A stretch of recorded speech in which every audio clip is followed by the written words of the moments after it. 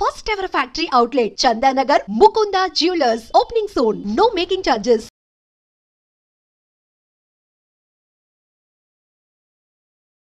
అనకాపల్లి జిల్లా నర్సీపట్నం అయ్యన్న కాలనీలో విషాదకరమైన ఘటన చోటు చేసుకుంది.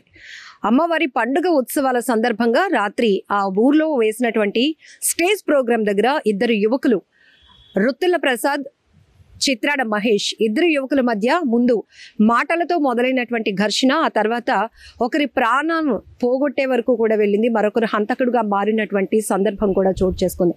చాలా బాధాకరమైన విషయం. ఒక యువకుడు చిన్నపాటి మాటలతో మొదలైనటువంటి చిన్న బూతులు ఆడుకుంటూ మొదలైనటువంటి ఘర్షణ కాస్త పగగా కక్షగా మారి మరొకరు కత్తితో పొడిచి ఒక యువకుడిని పొట్టను పెట్టుకున్నాడు. ఇక్కడ ఊరు పండగ అవుతున్న టైంలో ఈ ప్రసాద్ మహేష్ మధ్య ఒక వివాదం అయితే మొదలైంది. ముందు మాట పెరిగింది. అయితే దానికన్నా ముందు ఇద్దరు యువకులు కూడా ఓపెన్ గా డ్రింక్ చేసినట్లు తెలుస్తుంది. మధ్య మత్తులోనే ఇద్దరు యువకులు ప్రసాద్ మహేష్ కూడా ఉన్నారు. అయితే వీళ్ళిద్దరి మధ్య చిన్న తగాదాగా మొదలైంది. ఆ తర్వాత ఆ వివాదం సద్దుమణిగించే క్రమంలో అక్కడ బీట్లో ఉన్నటువంటి పోలీస్ సిబ్బంది అలాగే స్థానికులు కూడా ఇద్దరిని వారించి విడిపించి అక్కడి నుంచి సర్దు చెప్పి పంపించేశారు.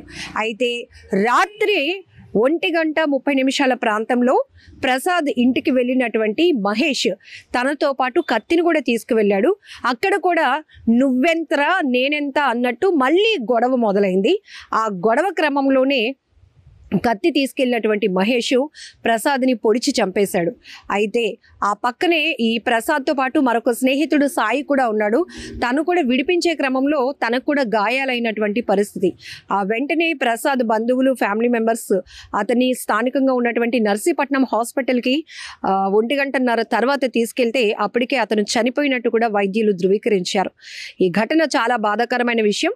ఏదైతే ప్రసాద్ని పొడిచిన తర్వాత మహేష్ అక్కడి నుంచి పరారీ అయిపోయాడు. ప్రస్తుతం అయితే పోలీసులు కేసును వేగవంతంగా దర్యాప్తు చేస్తున్నారు. పరారీలో ఉన్న నిందితుడి కోసం గాలింపు చర్యలు చేపట్టారు. ఎక్కడికి వెళ్ళినా, ఎక్కడికి పారిపోవడానికి ప్రయత్నించినా ఖచ్చితంగా పట్టుకొని అతన్ని శిక్షిస్తామని కూడా పోలీసులు చెప్తున్నారు. ఇక్కడ ఎంత బాధాకరమైన విషయం. మీరు ఫోటోల్లో చూస్తున్నారు. ఆ యువకులు ఇద్దరు కూడా మంచి ఏజ్లో ఉన్నారు. వాళ్ళకి చాలా బ్రైట్ ఫ్యూచర్ ఉంది. అలాంటిది చిన్న చిన్న తగాదాలు, మద్యం మత్తులో వాళ్ళు ఏం చేస్తున్నారో అసలు అన్కాన్షియస్ లోనికి వెళ్ళిపోతున్న పరిస్థితుల్లో చిన్న చిన్న మాటలతో జరుగుతున్నటువంటి గొడవలు కాస్త చంపుకునే వరకు వెళ్ళిపోతున్నాయి. మరొకరు హంతకులుగా మారి జైలు అవుతున్న సందర్భాలు కూడా మనం చూస్తున్నాం. ఈ విషయం అయితే ప్రస్తుతానికి నర్సీపట్నం పోలీసులు కేసుని దర్యాప్తు చేస్తున్నారు. పరారీలో ఉన్నటువంటి నిందితుడి కోసం తీవ్రంగా గాలింపు చర్యలు చేపట్టారు. ప్రస్తుతానికి ఈ ఘటనతో ఆ గ్రామంలో విషాదకరమైన వాతావరణం నెలకొందని చెప్పొచ్చు. ఎందుకంటే అందరూ అమ్మవారి పండుగ ఉత్సవాల్లో ఉన్నారు. వారం రోజుల పాటు అమ్మవారి పండుగలు జరుగుతున్నాయి. ఆ క్రమంలోనే రాత్రి స్టేజ్ ప్రోగ్రాం దగ్గర ఊరంతా కూడా బాగా ఎంజాయ్ చేయాలి, అమ్మవారి పండుగ ఉత్సవాల్లో భాగంగా ఏర్పాటు చేసిన ఈ కల్చరల్ ప్రోగ్రామ్స్ ని కూడా ఎంజాయ్ చేయాలనుకున్న క్రమంలో ఈ మధ్యలో ఎవరైతే కొంతమంది యువకులు కావచ్చు, పెద్దవాళ్ళు కావచ్చు, చిన్న చిన్న విషయాలకి ఇగోలకు పోయి గొడవలు ఆడుకోవడం, ఆ తర్వాత కర్రలతో కొట్టుకోవడం, దాడులు చేసుకోవటం, రాళ్లతో తలపై కొట్టుకోవటం. ఇప్పుడు ఏకంగా ఇక్కడ మహేష్ అనే యువకుడు కత్తితో ప్రసాద్ని పొడిచి చంపేశాడు. ఒక ప్రాణం పోయింది. ఆ కుటుంబం తీవ్రమైన విషాదంలో ఉంది. కన్నీరు మున్నీరుగా తమ కొడుకును పోగొట్టుకున్నటువంటి తల్లిదండ్రులు విలపిస్తున్న సంఘటన. దీంతో పాటు ఈ ఘటనతో ఒక్కసారిగా ఆ విలేజ్ అంతా కూడా ఉలికి పడిందని చెప్పొచ్చు. గ్రామంలో తీవ్ర విషాద ఛాయలు అలుముకున్నాయి. పోలీసులు అయితే వేగవంతంగా దర్యాప్తు చేస్తూ పరారీలో ఉన్నటువంటి మహేష్ కోసం గాలింపు చర్యలు కూడా చేపట్టారు. నా పేరు సాయి, ఈ పెద్దపాలెం మాది. ఫ్రెండ్ నిన్న పండుగ అయితే పిలిచాడు, వచ్చాను. వస్తే నైట్ తను తాగేసి ఉన్నాడు. అంటే మమ్మల్ని కొట్టిన అబ్బాయి, మహేష్ అన్న అబ్బాయి. అయితే మేము డ్యాన్స్ చేసుకుంటుంటే మమ్మల్ని వచ్చి కొట్టడం వల్ల అడిగినందుకు మళ్ళీ వాళ్ళ ఫ్రెండ్స్ని, వాళ్ళ రిలేటివ్స్ మొత్తం అందరూ వచ్చి మా ఫ్రెండ్స్ అందరినీ కొట్టేశారు. పోలీసులు వచ్చారు, ఆపిచ్చి వాళ్ళు ఇంటికి పంపిస్తారు, మమ్మల్ని ఇంటికి పంపిస్తారు. ఇంటికి పంపించేస్తే వెళ్ళిపోయినాక మళ్ళీ తను తాగేసి వచ్చి మళ్ళీ ఇంటికి వచ్చారు. ఇంటికి వచ్చి ఇంటి దగ్గర మళ్ళీ డిస్కషన్ చేశారు. అయిపోయినాక మళ్ళీ కత్తి తీసుకుని కత్తితో పొడుస్తారు. తను అప్పుడే డ్యూటీ చేశారు. ఇన్సిడెంట్ ఒకటి జరిగిందండి, విషాదకరమైన ఇన్సిడెంట్. ఇప్పుడు మనకి అయ్యన్న కాలనీలో ఉంది. అయ్యన్న కాలనీ అనేది అక్కడ మనకి ఉత్సవాలు అవుతున్నాయి, పండుగ అవుతుంది. పండుగ అయినప్పుడు పండుగ సందర్భంగా ఒక స్టేజ్ ప్రోగ్రాం కూడా పెట్టడం జరిగింది. స్టేజ్ ప్రోగ్రామ్ అవుతుండగానే ఒక ఇన్సిడెంట్ జరిగింది అనమాట. ఒక ఇద్దరి మధ్య ఘర్షణ, అంటే మామూలుగా చిన్న ఆల్టర్కేషన్ జరిగింది వాళ్ళ నోటి మాటలతో. ఎవరంటే ఒకళ్ళు రుత్తల ప్రసాద్, ఇంకోరు చిత్రాడ మహేష్, వీళ్ళ మధ్య చిన్న ఘర్షణ మామూలు తోసుకోవడం అలా జరిగింది. జరిగిన తర్వాత అక్కడ ఉన్న మన స్టాఫ్, మన సిబ్బంది కానీ నెక్స్ట్ మిగతా అక్కడ ఉన్న లోకల్ వాళ్ళందరూ కూడా విడగొట్టేసి పంపించారు, ఇతరులను పంపించారు. ఎవరి మాటగా ప్రోగ్రామ్ 12 గంటలు క్లోజ్ అయిన తర్వాత ఇంటికి వెళ్ళిపోవడం కూడా జరిగింది.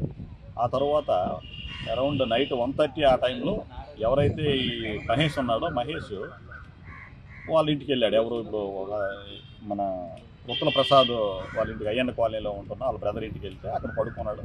చూసి వీళ్ళిద్దరి మధ్య మళ్ళీ ఆల్టర్కేషన్ అనమాట. అంటే తిట్టుకొని నువ్వెంత అంటే నువ్వెంత అని మాట్లాడుకొని అలా చేయడం వల్ల ఏంటంటే వీటి దగ్గర అప్పటికే కత్తి పట్టుకొని వెళ్ళాడు. ఇది ఎవరో మన మహేష్ అనేది. వాళ్ళిద్దరి మధ్య గొడవ జరిగినప్పుడు ఆ కత్తితో 2 పోట్లు కొట్టడం జరిగితే ఈ పక్కన కూడా ఇంకొక అతను ఉన్నాడు, వాళ్ళ ఫ్రెండ్, ఆయన అడ్డుకున్నాడు. ఆయన కూడా చిన్న ఇంజురీస్ అయ్యాయి.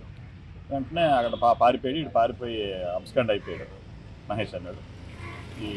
ఈయనొచ్చు వాళ్ళ వదిన వాళ్ళు ఉంటారు కదా, వాళ్ళు ఇమీడియట్గా హాస్పిటల్ షిఫ్ట్ చేయడం జరిగింది. హాస్పిటల్ తీసుకొచ్చేసరికి చనిపోయినట్టు డాక్టర్లు డిక్లేర్ చేశారు. అది సుమారు 2-2:30 ఆ టైంలో అయింది. మాకు ఇమీడియట్గా మాకు కూడా ఇన్ఫర్మేషన్ వచ్చిన వెంటనే మేము కూడా సీన్లోకి వెళ్ళడం జరిగింది. ఉన్నతాధికారులు కూడా తెలియపరిచాం. ఆ బాడీని కూడా ఏరియా హాస్పిటల్లో షిఫ్ట్ చేయడం జరిగింది. తర్వాత ఫర్దర్గా వాళ్ళ దగ్గర ఇప్పుడు కంప్లైంట్ ఇస్తున్నారు. కంప్లైంట్ తీసుకొని ఫర్దర్ ప్రొసీడింగ్స్ అన్నీ చేస్తాము. ఎక్యూజ్డ్ కోసం కూడా మేము పట్టుకోవడానికి ముమ్మరంగా ప్రయత్నిస్తున్నామండి. ఇవన్నిటికీ మెయిన్ కారణం ఏంటంటే ఈ ఓపెన్ డ్రింకింగ్ అండి. ఓపెన్ ప్లేస్లో డ్రింక్ చేయడం వల్ల, దీనివల్ల ఇన్సిడెంట్లు జరుగుతాయని నేను అనుకుంటున్నాను. ఇద్దరు కూడా మనకు తెలిసినంత వరకు ఏంటంటే ఇన్ఫర్మేషన్ అంటే ఇద్దరు కూడా ఈ బ్రాందీ తాగడం వల్ల ఇన్సిడెంట్ జరిగిందని అనుకుంటున్నాను. ఇద్దరు కూడా తాగేసే ఉన్నారు. అందుకు మన నర్సీపట్నం విషయానికి వచ్చేసరికి కూడా ఇలాంటి ఇన్సిడెంట్లు జరుగుతాయి. మెయిన్ ప్రధాన కారణం ఏంటంటే ఓపెన్ ప్లేస్లో డ్రింక్ చేయడం. దీని మీద మా ఎస్పీ గారు చాలా స్ట్రిక్ట్గా ఇన్స్ట్రక్షన్ కూడా మా అందరికి ఇవ్వడం జరుగుతుంది. రెగ్యులర్గా సార్ ఫాలోఅప్ చేస్తారు. మేము కూడా రోజుకి 8 నుంచి 10 ఓపెన్ డ్రింకింగ్ కేసులు కడుతూనే ఉన్నాం. అయినప్పటికీ కూడా ఇలాంటి ఇన్సిడెంట్లు జరుగుతూనే ఉన్నాయి. కాబట్టి మన మీడియా మిత్రుల ద్వారా తెలియజేయండి ఏమనగా, ఈ ఓపెన్ డ్రింకింగ్ కానీ లేకపోతే ఎక్కడికడితే పబ్లిక్ ప్లేస్లో డ్రింక్ చేయడం కానీ ఇలాంటివి ఒక పోలీసులనే కాదు, మీరు కూడా చూసినప్పుడు వాటిని ఐడెంటిఫై చేసి మాకు చెప్పడం కానీ, లేకపోతే వాళ్ళకి ఏదో ఒకటి ఇలాంటి చేయడం తప్పని చెప్పడం కానీ చేస్తే కొంత డిఫరెన్స్ అనేది మనకి కనబడుతుంది. కాబట్టి మన నర్సీపట్నం ప్రజలు కానీ, యూత్ కానీ ఇది ఎక్కువ తాగడానికి అలవాటు పడడం వల్ల ఇది ఇన్సిడెంట్లు జరుగుతున్నాయి.